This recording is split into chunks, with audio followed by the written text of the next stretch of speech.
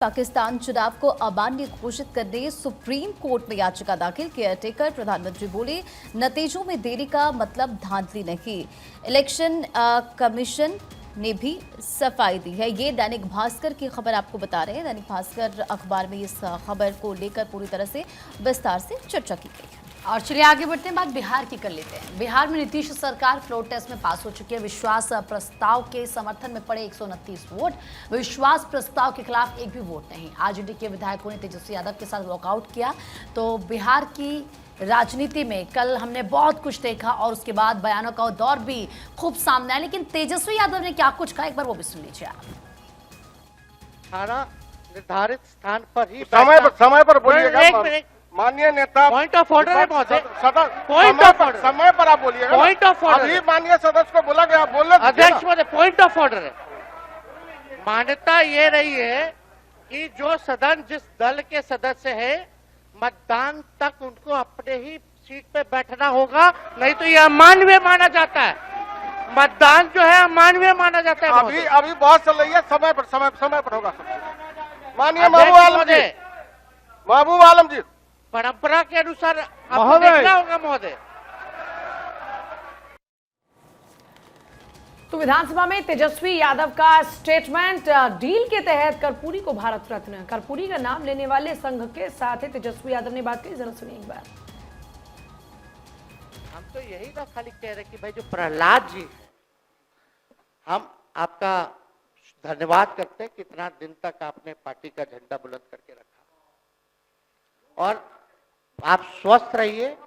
माननीय मुख्यमंत्री जी और सरकार से यही आग्रह होगा कि जो आपका बात हुआ है उस पे वो खड़े उतरे। कोई आए ना आए, जब समय आएगा तो तेजस्वी आएगा। ठीक है, समाप्त किया जाए।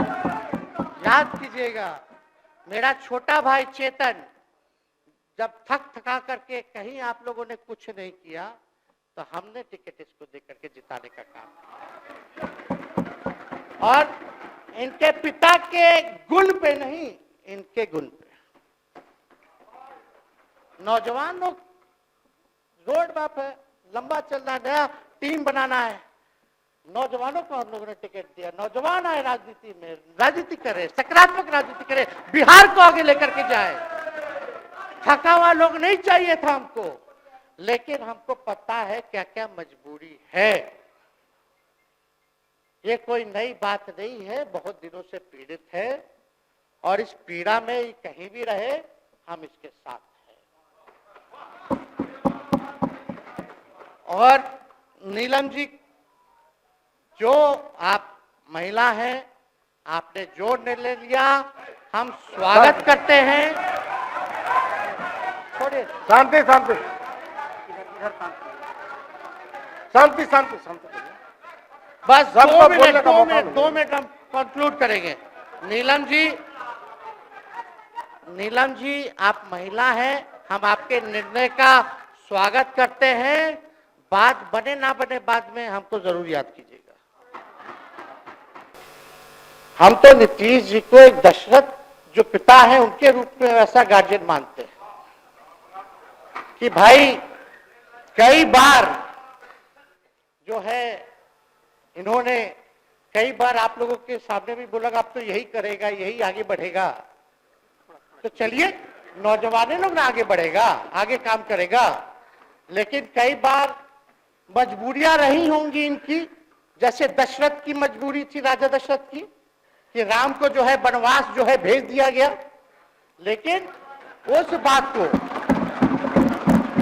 हम मानते हैं कि हम वनवास नहीं आए हैं, बल्कि हमको इन्होंने भेजा है जनता के बीच उनके सुख और दुख के भागीदार बने।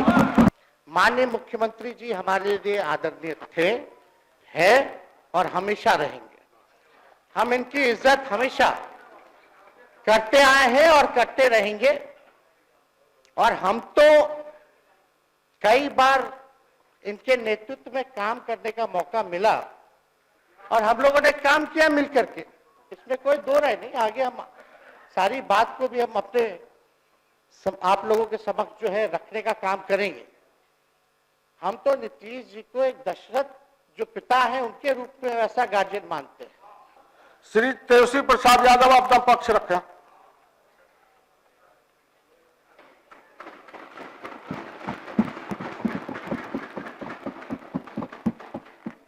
अध्यक्ष महोदय,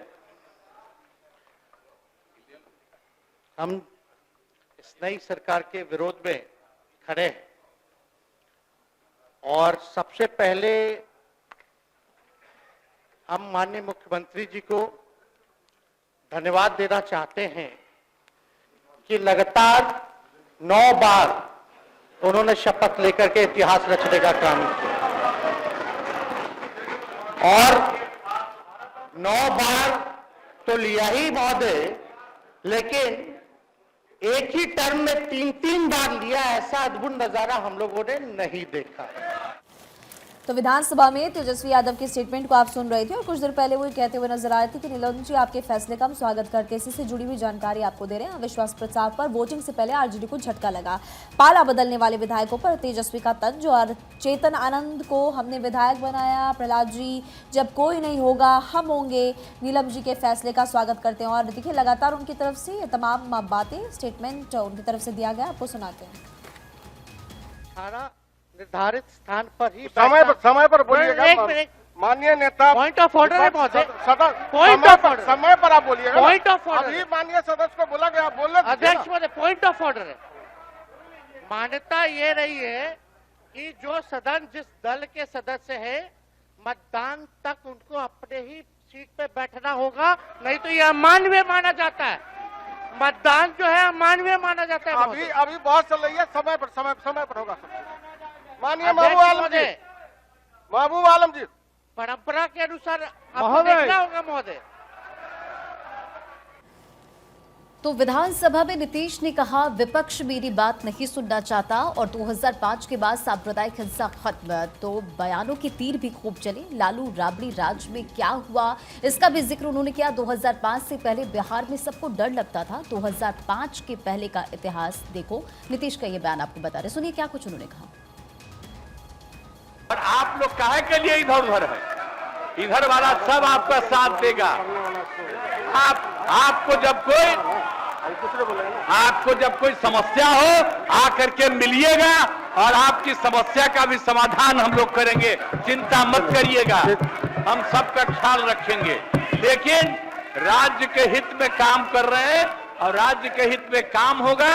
और अब हम लोग जो तीनों एक साथ हैं, अब हम ही लोग तीनों एक साथ रहेंगे और पूरा का पूरा काम करेंगे। तो नीतीश कुमार ये बताते हुए कि 2005 के बाद से किस तरीके से बिहार की जो स्थिति है वो बदली है, तो वहीं किस तरीके से इंडिया गठबंधन को लेकर सीएम नीतीश ने बयान दिया और कहा कि कांग्रेस पार्टी को मुझसे दिक्कत थी, गठबंधन में लालू को मुझसे दिक्कत थी, इंडिया गठबंधन को लेकर मैंने मेहनत की। और क्या कुछ उन्होंने कहा पर वो भी सुन लीजिए आप। और बाकी जब हम इतना दिन मेहनत किए और हम सबको एकजुट कर रहे थे, तो हम सारा मेहनत कर रहे थे, कुछ हुआ। और अंत में जो हमको पता चला कि जैसे कांग्रेस पार्टी भी इनकी पार्टी इधर से उधर कर रही है, उसको डर लग रहा था। हम बार बार कह रहे थे कि बाकी पार्टियों को एकजुट करिए, तो उनको हमसे तकलीफ था। हमको पता चला कि इनके पिताजी भी उधर साथ थे, तब हमको पता चल गया कि ये कुछ होने वाला नहीं है। और फिर हम अपने पुरानी जगह पर आ गए जहां से हम बहुत पहले से। और देखिए जीतन राम मांझी ने सीएम नीतीश की तारीफ की। यह गठबंधन बिहार को जंगल राज से बचाने के लिए मैं नीतीश कुमार का धन्यवाद देता हूं कि आज कोई स्थिति नहीं आवे, इसके लिए उन्होंने आज बदला है और एनडीए का साथ दिया है, इसलिए मैं बहुत धन्यवाद देता हूं महोदय। और दूसरी बात महोदय, हमें सामवादी और प्रगतिशील विचार के साथियों पर तरस आती है।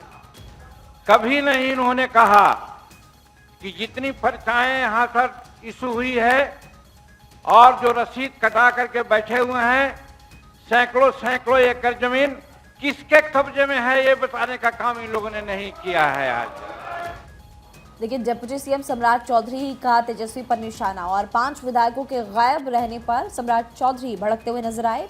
सदन में वार्निंग दे दी उन्होंने, कहा कि सबका इलाज होगा, लालू अब मुखिया भी नहीं बन सकते, उनकी तरफ से कहा गया। आपको सुनवाते हैं। भ्रष्टाचार का प्रतीक कौन है? सिर्फ लालू प्रसाद जी का परिवार। और आपको पता नहीं है, आज 15 साल लालू जी सत्ता में रहे तो चारा खा गए, और जब रेल मंत्री हो गए तो रेलवे का नौकरी खा गए। यही है क्वालिटी आपकी, गलतफहमी में मत रहिएगा। और मैं सब जानता हूं चंद्रशेखर जी, अरे हमारे छोटे भाई हैं, इनको मैं सलाह दे रहा हूं। अभी बोल रहे थे ना, जिस दिन सरकार बदली तो कहा गर्व से कि खेला कर देंगे। ये क्या हो गया? खेला हो गया ना। और आपको स्पष्ट तौर पर बताता हूं, ये जो 5 विधायक हमारे गायब हुए हैं ना, एक का इलाज करूंगा, गलतफहमी में मत रहिएगा। और कहां रहा, यहां तो सदस्य ने ही कहा कि हमरे लोग खाना हमरा खाए, और आज विधानसभा आ गई। आप हमको लोकतंत्र सिखाइएगा? लोकतंत्र लूट रहे थे आप, पिछले 1 सप्ताह से लूटने का काम कर रहे थे, और आप हमको सिखा रहे हैं। ये तो सामने आए, अरे आप तो छुपा के रखे। सारे चीजों की जांच होगी, कंफर्म रहिए, कोई छूटने वाले नहीं है आप लोग। सम्राट चौधरी ने यह भी कहा कि लालू जी 15 वर्ष सत्ता में रहे तो चारा खा गए, रेल मंत्री रहे तो रेलवे की नौकरी खा गए। आपकी यही क्वालिटी है? दैनिक जागरण के हवाले से यह खबर आपको बता रहे हैं, और क्या कुछ उन्होंने कहा वो भी सुनाएंगे। बिल्कुल, देखिए तो रंजना वो बयान अभी हमने सुनाया भी, और इसी के साथ आगे बढ़ेंगे। आर्थिक सर्वेक्षण 2023-24 सदन में पेश हुआ, और ऐसे में बिहार के विकास पर फोकस रहा, ये सम्राट चौधरी की तरफ से कहा गया। दोनों सदनों में आर्थिक सर्वेक्षण पर रिपोर्ट उनकी तरफ से पेश की गई। हिंदुस्तान में ये खबर प्रमुखता से छपी है। पूजा, और चलिए अब रुक करते हैं आज अदालत में कौन कौन से मुकदमे हैं जिन पर सुनवाई होगी। ये सबसे पहले उत्तर पूर्वी दिल्ली दंगों से जुड़ा मामला, आरोपी खालिद सैफी की जमानत पर हाईकोर्ट में आज सुनवाई होनी है। फिर दूसरा मामला रहेगा online news portal the wire के खिलाफ आपराधिक मानहानि का मामला, समन रद्द करने के आदेश के खिलाफ याचिका पर दिल्ली हाईकोर्ट में सुनवाई। उधार की सीमा के खिलाफ याचिका पर सुनवाई, केरल सरकार की याचिका पर सुप्रीम कोर्ट कल करेगा सुनवाई। जस्टिस सूर्यकांत और जस्टिस के.वी. विश्वनाथन की पीठ करेगी सुनवाई, और याचिका में आरोप लगाया गया कि केंद्र सरकार ने उधार लेने की सीमा तय कर राज्य की शक्तियों में हस्तक्षेप किया है। फिर अगला मामला पीएफआई पर प्रतिबंध लगाने का है, जिसमें प्रतिबंध लगाने के आदेश के खिलाफ दिल्ली हाईकोर्ट याचिका पर सुनवाई करेगा। और एक और मामला पीएसीएल यानी कि पर्ल ग्रुप घोटाले से जुड़ा हुआ है, मामले पर सुप्रीम कोर्ट आज सुनवाई करेगा, और पिछली सुनवाई में सुप्रीम कोर्ट ने जानकारी मांगी थी।